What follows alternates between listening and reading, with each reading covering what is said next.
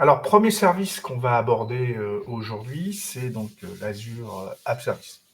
Alors, l'Azure App Service va nous permettre de déployer notre application web ou nos API. Donc, il va être constitué de ce qu'on appelle un App Service plan qui fournit un certain nombre de fonctionnalités.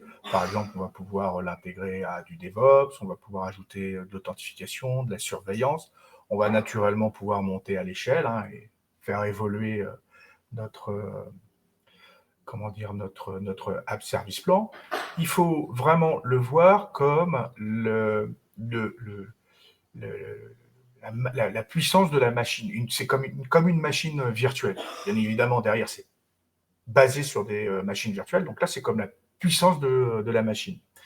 Vous avez un autre service plan qu'on appelle App Service Environnement, qu'on n'abordera pas aujourd'hui.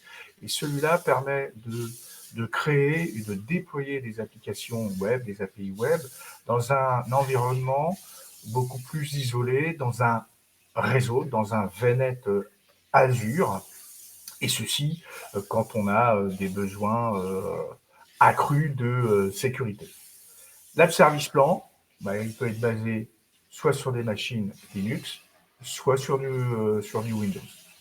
Alors, on va pouvoir monter à l'échelle de deux manières différentes. On va pouvoir monter à l'échelle de façon horizontale, c'est-à-dire qu'on va ajouter des instances en fonction de la charge de l'application.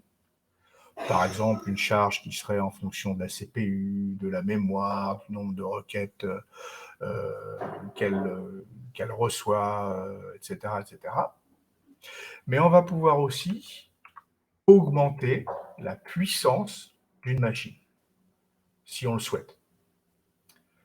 Ensuite, au-dessus de cet app service, on va pouvoir faire quoi?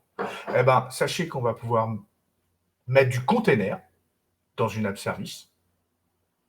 On va pouvoir y placer des fonctions, donc ce qu'on appelle du FAS.